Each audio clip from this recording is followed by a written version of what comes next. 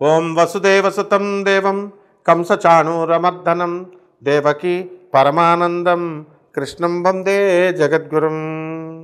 జగదేక వీరుడైనటువంటి అర్జున వారికి జగద్గురువైనటువంటి శ్రీకృష్ణ పరమాత్మ యొక్క పాదపద్మాలకు నమస్కారాలు చేస్తూ మనము ఈ రాహుకేతువుల మార్పుల వలన జరిగేటటువంటి పరిణామాలు మనం తెలుసుకుందాం.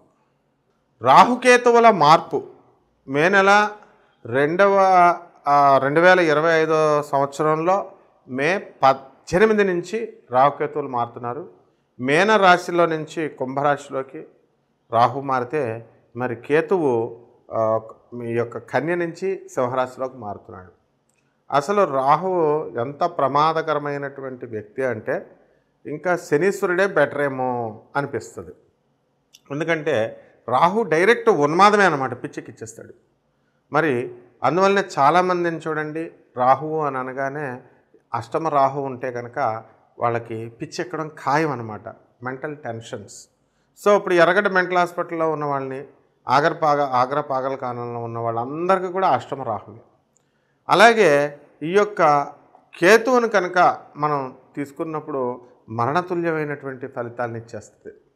మరి సింహరాశిలో ఉన్నటువంటి కేతువు మరి ఈ యొక్క మకర రాశి వాళ్ళకి మనం ఎగ్జాంపుల్గా తీసుకుంటే అష్టమ కేతువు సూసైడ్ చేసుకోవాలనిపిస్తూ ఉంటుంది 10 నిమిషాలకి. అయితే ఈ యొక్క శని ఏం చేస్తాడంటే ఈ రాహువుని కంట్రోల్లో పెట్టాడు. కంట్రోల్లో పెట్టి తాను ఇచ్చేటటువంటి మారకాలను కానీ తాను ఇవ్వదలుచుకున్నటువంటి కష్టాలను కానీ రాహు ద్వారా ఇప్పిస్తాడు.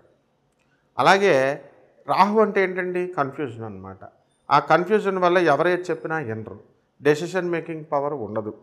ఇప్పుడు ఉదాహరణకి మనము అష్టమ రాహు ఉన్నవాళ్ళు లేకపోతే పంచమ రాహు ఉన్నవాళ్ళను మనం తీసుకున్నట్లయితే వాళ్ళకి అబార్షన్లు అయిపోతాయి. రెండవది మనం చెప్పిన మాట ఎట్టి పరిస్థితుల్లో వినరు. వాళ్ళతో మనం ఎన్ని సంవత్సరాలు ఉన్నా సరే టైం వేస్టే. చాలామంది భర్తలు పాపం పంచమ రాహు ఉన్న భార్యలను చేసుకుంటారు. ఇంకా మీరు ఎన్నన్నా చెప్పండి, ఎన్ని సంవత్సరాలైనా చెప్పండి, వాడు మాలరు వారు చెప్పిందే చెబుతారు. కాబట్టి అటువంటి భర్తలు శుభ్రంగా నోరు మూసుకొని కాపురాలు చేస్తారు తప్ప వాళ్ళతో వాదించినా వేస్ట్ అనమాట. అంత డేంజర్ ఈ రాహు. మరి దీన్ని ఎవరండి మరి దీన్ని సప్రెస్ చేసేది అంటే గురుగ్రహం సప్రెస్ చేస్తాడు. అంటే గురువు అంటే నాలెడ్జ్ ఎప్పుడైతే వస్తుందో, వాస్తవికత అనేటటువంటిది ఎప్పుడైతే తెలుస్తుందో అప్పుడు ఆటోమేటిక్గా కన్ఫ్యూజన్ అనేది పోద్ది. అందువల్ల లాజికల్గా చెప్పాలంటే కాబట్టి రాహువుని సప్రెస్ చేయడం కోసం మనము గురువు అనుకూలత మనము పెంచుకోవాలి. అంటే ఏంటంటే ఏదో గురుగ్రహానికి ఏదో పూజలు చేసేయడమో లేకపోతే పసుపు కుంకాలు వేసేయడమో అలా కాదు. మనకి గురువులు ఉంటారు. మీకు చిన్నప్పుడు పాఠాలు చెప్పిన గురువులు అవ్వచ్చు, లేకపోతే ఆధ్యాత్మిక గురువులు అవ్వచ్చు, జ్యోతిషము ఇవన్నీ చెప్పేటటువంటి వాళ్ళు ఎవరైతే యథార్థమైన జ్ఞానాన్ని, వాస్తవికమైనటువంటి జ్ఞానాన్ని, ట్రూత్ని, ఎగ్జాక్ట్ అబ్జల్యూట్ ట్రూత్ని ఎవరైతే అందిస్తారో అటువంటి వాళ్ళు చెప్పేటటువంటి మాటలను బట్టి మీకు ఈ రాహు సప్రెస్ అవుతాడు. అప్పుడు కన్ఫ్యూజన్ పోతుందన్నమాట. ఈ గురువు చెప్పేటటువంటి మాటలు యథాతథంగా మీరు ఫాలో అయితే సరిపోతుంది, కన్ఫ్యూజ్ అయిపోతుంది. ఈ విధంగా మనకి ఇప్పుడు ఈ రాశులు, ఈ రాహుకేతువుల మార్పుల వల్ల 12 రాశుల వారికి ఎలాంటి మార్పులు తీసుకొస్తుందో మనం ఒక్కొక్క రాశి వారిని చూద్దాం. మిథున రాశి. ఈ మిథున రాశి వారికి అందరికీ కూడా రాహుకేతువుల ప్రభావం వలన ఏ విధంగా ఉంటుందండి అంటే భాగ్యములోకి రాహుగ్రహం వస్తుంది. కాబట్టి అదృష్టము అనేటటువంటిది మీకు కలిసి రాబోతుంది. మరి మీ నాన్నగారి ఆరోగ్యం భంగం అవడానికి అవకాశాలు ఉంటాయి. అదేవిధంగా దూరపు బంధువుల యొక్క మరణము వలన మీకు ఆస్తులు కలిసి రావడానికి అవకాశాలు ఉంటాయి. అలాగే మీ సోదరులు ఎవరైతే ఉన్నారో అటువంటి వాళ్ళు డెవలప్ అవ్వడానికి అవకాశాలు ఉన్నాయి. మీ అన్నదమ్ములు వీళ్ళంతా కూడా మిమ్మల్ని దూరంగా పెట్టడము, మీతో కలవకుండా ఉండడం, ఏదో ముక్తసరిగా మాట్లాడడం అనేటటువంటివి జరుగుతాయి. మీ యొక్క ఆలోచన ప్రవృత్తి, ఒక యాటిట్యూడ్ అనేటటువంటిది ఉంటుంది.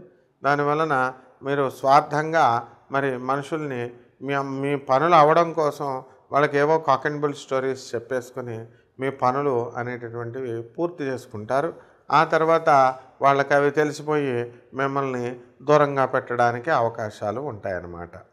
అదేవిధంగా ఈ యొక్క మిథున రాశి వారికి రాజ్య స్థితిగతుడైనటువంటి ఈ యొక్క శనిగ్రహ ప్రభావం వలన వృత్తిలో అనేకమైనటువంటి టెన్షన్స్ రావడము, కాస్త మనకి ఈ వృత్తికి సంబంధించినటువంటి వాటిల్లో దూరపు ప్రయాణాలు చేయడము, ఇలాంటివన్నీ కూడా జరుగుతాయి. అయితే ఈ యొక్క మిథున రాశి వారంతా కూడా విదేశాలకు వెళ్ళాలి అని అనుకుంటున్నారు. మరి అటువంటి వాళ్ళు అంతా కూడా విదేశాలకు వెళ్ళడానికి అవకాశాలు చాలా ఎక్కువగా కనబడుతున్నాయి. ఇక విద్యార్థులను కూడా మనం తీసుకున్నట్లయితే మరి మిథున రాశి విద్యార్థులకు వీసాలు రావడము, ఇలాంటివన్నీ కూడా మీకు బ్రహ్మాండంగా జరుగుతాయి. అదేవిధంగా ఈ యొక్క స్థలాలు, బంగారము అనేటటువంటివి మీ యొక్క మిథున రాశి వారు కొనడం జరుగుతుంది.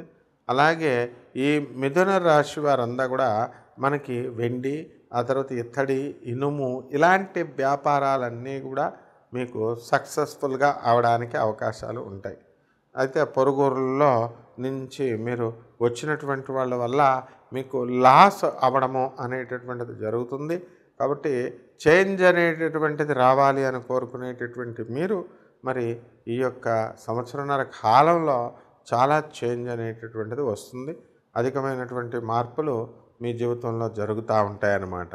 అలాగే విద్యార్థులను మనం తీసుకున్నప్పుడు జన్మంలో ఉన్నటువంటి గురుగ్రహ ప్రభావం వలన విద్యార్థులు చాలా జాగ్రత్తగా వాళ్ళు చదవాలి.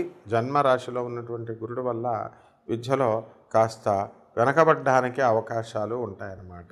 కాబట్టి ఈ యొక్క revenue department, police department, sales tax, GST, commercial tax ఇలాంటి ఇన్కమ్ ట్యాక్స్ ఉద్యోగాలు చేస్తున్నటువంటి వాళ్ళందరూ కూడా చాలా మంచిగా సంపాదించడం అనేటటువంటిది జరుగుతుంది.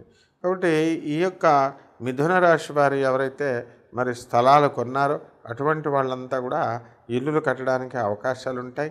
కాబట్టి ఇప్పుడున్నటువంటి ఇల్లుని మీరు అమ్మేయడానికి అవకాశాలు ఎక్కువగా కనబడుతున్నాయి. కాబట్టి ఈ రాశి వారంతా కూడా మరి దూరపు ప్రయాణాలు ఎక్కువగా చేయడం అనేటటువంటిది సంవత్సరాల్లో చేస్తారు. ఈ రాహు, కేతు గ్రహాలను మనము శాంతి చేసుకోవడం కోసం కొన్ని పరిహారాలు మనం చేసుకోవాల్సినటువంటి అవసరం ఉందండి. అదేమిటంటే మనకి ఈ యొక్క రాహు జపం చేసుకోవాలా, రాహు స్తోత్రాలు చదువుకోవాలా. రాహుకి కిలోంపావు మినుముల్ని, తర్వాత ఆవు పేడ రంగు ఉన్నటువంటి వస్త్రాలనిచ్చి పేద బ్రాహ్మణులకి మనము శనివారం నాడు ఉదయం 8 గంటలకు దానం చేసుకోవాలి. అలాగే మనకి అశ్వత్థ వృక్షం అంటే రావి వృక్షం ఉంటుంది కదండి, రావి చెట్టు, అది దేవతా వృక్షం అన్నమాట. దానికి బకెట్ నీళ్లు పోసి చక్కగా ఆ యొక్క చెట్టు చుట్టూ కూడా 108 సార్లు మనము ఓం రాహవే నమః, ఓం సింహికా గర్భసంభూతాయ నమః, ఓం రాహవే నమః అంటూ మనము ప్రదక్షిణాలు చేసుకోవాలి. 108 ప్రదక్షిణాలు మనము శనివారం నాడు చేసుకోవాలి. అలాగే దుర్గాదేవి యొక్క బెజవాడ కనకదుర్గమ్మ తల్లి యొక్క పటాన్ని తీసుకొని ఆ పైన ఒక యంత్రాన్ని కానీ లేదా అమ్మవారి పాదాల దగ్గర ఓం హ్రీం దుం దుర్గాయై నమః, ఓం హ్రీం దుం దుర్గాయై నమః అంటూ 108 సార్లు మనము అమ్మవారి యొక్క మంత్రాన్ని జపిస్తూ మనం కుంకుమ అర్చన మనం ఇంట్లో చేసుకోవాలి. ఇక పాయసాన్న ప్రియ త్వక్స్థ పశులోక భయంకరి అన్నారు. మరి ఆ పాయసానాన్ని మీరు నైవేద్యంగా పెట్టాలి. స్నిగ్ధౌజన ప్రియ అన్నారు. అందువలన దానిపైన చక్కగా ఇంత ఆవు నెయ్యిని నైవేద్యంగా పెట్టాలి. ఇకపోతే కేతువు కోసం కేతు ఈ యొక్క జపం చేసుకోవాలా, స్తోత్రాలు చదువుకోవాలా. కేతువుకి కిలోంపావు ఉలవల్ని, ఆ తర్వాత అన్ని రంగుల వస్త్రాన్ని ఇచ్చి పేద బ్రాహ్మణులకి మనము ఏం చేయాలండి, సోమవారం నాడు ఉదయం 7 గంటలకి మనము చక్కగా ఈ యొక్క దానం చేసుకోవాలి పేద బ్రాహ్మడికి. అంతేకాకుండా ఉలవ చారుని కాసి మరి పెరుగుతో మొత్తం అక్కడ ఉన్నటువంటి పేదవాళ్ళు, అనాథలు, వృద్ధులు, సాధువులు ఎవరైతే ఉన్నారో వాళ్ళకి అన్నదానం చేయడం ద్వారా మీకు ఈ కేతుదోషం పోతుంది. అంతేకాకుండా మనము గరిక గడ్డిని తీసుకొని గరిక గడ్డితో ఓం గణేశాయ నమః అనేటటువంటి మహామంత్రంతో మనము గణపతి ఆరాధన చేయాలి. ఆ విధంగా చేసిన తర్వాత చక్కగా గణపతి మహారాజుకి లడ్డూల్ని కానీ మరి కుడుముల్ని కానీ నైవేద్యంగా పెట్టి మనం సోమవారం నాడు కనుక చేసినట్లయితే ఈ కేతుదోషం కూడా పోతుంది. ఇకపోతే జంట నాగులు ఉన్నటువంటి చోట ఎక్కడైనా సరే, ఏ గుడిలో అయినా సరే మీరు చక్కగా వాటి మీద పాలు పోసుకొని పంచామృతాలతో మీరు ఓం రాహవే నమః, ఓం కేతవే నమః అంటూ చేసుకోవాలి. అలాగే నీళ్లతో అభిషేకం చేసుకోవచ్చు మీకు మీరుగా. అలాగే ఆ పడగ, ఈ యొక్క జంట నాగుల పడగ ఉంటే ఆ పడగని మీరు ఇంట్లో పెట్టుకొని చక్కగా ప్రతిరోజు కూడా, ముఖ్యంగా సోమవారము శనివారం నాడు ఈ ఈ విధంగా అభిషేకం చేసుకోవాలి.